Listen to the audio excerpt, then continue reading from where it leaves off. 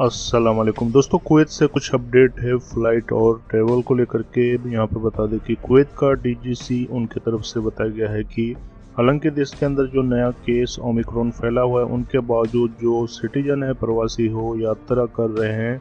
और साथ ही बताया गया है कि अभी नया साल और साथ में क्रिसमस है दिसंबर के अंदर, जिसके दौरान उम्मीद जताया जाता है कि कुवैत के अंदर जो नया कोरोना है वो फैलने का ज़्यादा संभव है, क्योंकि ज़्यादातर लोग बाहर जाते हैं, विजिटर आते हैं, जिनके कारण कुवैत के अंदर भी ये नया बीमारी फैल सकता है। इसलिए दोस्तों, कुवैत का जो सुप्रीम कोरोना कमेटी टीम है, उनके द्वारा बताया गया है कि जो लोग भी क्रिसमस में या फिर नया साल में यात्रा यानी कि ट्रेवल करना चाहते हैं, उन्हें जरूरी है कि तीसरा डोज यानी कि बूस्टर डोज वैक्सीन का लगा लें।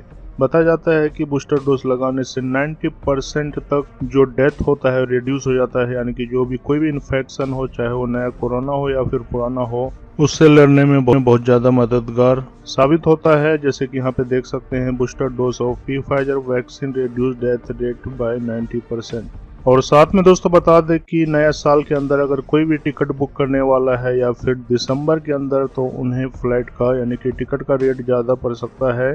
यहाँ पे कुवैत एयरवेज की तरफ से बताया गया है कि कुवैत के अंदर यानी कि नया साल पे ज़्यादा लोग ट्रेवल करते हैं, जिनके कारण जो टिकट का रेट है वो काफ़ी ज़्यादा हाई हो जाएगा। इसलिए दोस्तों, जो लोग भी ट्रेवल करना चाहते हैं वो या फिर जनवरी 15 के बाद करें या फिर दिसंबर से पहले करें। अगर दिसंबर या 10 जनवरी के बीच में करते हैं तो उस टाइम आपको टिकट का रेट हाई मिल सकता है। कुवैत के अंदर दोस्तों एक अच्छी बात है कि अभी तक कुवैत के अंदर जो नया ओमिक्रॉन कोरोना है, एक ही पाया गया है, ज़्यादा नहीं है। इसी कारण अभी तक कुवैत में कोई भी नया गाइडलाइंस जारी नहीं किया गया है। लेकिन बता दें कि कुवैत के अंदर जो बूस्टर डोज की डिमांड है वो ज़्यादा बढ़ गया है। पहले लोग नहीं लगाते थे, लेकिन अभी ज़्यादा से ज़्यादा लोग बूस्टर डोज लगवा रहे हैं, ये नया कोरोना के कारण। उसके बाद दोस्तों, कुछ लोगों ने कमेंट किया है कि क्या कुवैत में यानी कि इंडिया से कुवैत जाने के लिए कुवैत के अंदर भी पीसीआर या फिर क्वारंटाइन होगा। तो दोस्तों बता दें कि जो लोग भी अभी इंडिया से आते हैं, बांग्लादेश से आते हैं, उनको यहाँ पे क्वारंटाइन नहीं रहना पड़ेगा और पीसीआर टेस्ट भी नहीं करवाना पड़ेगा।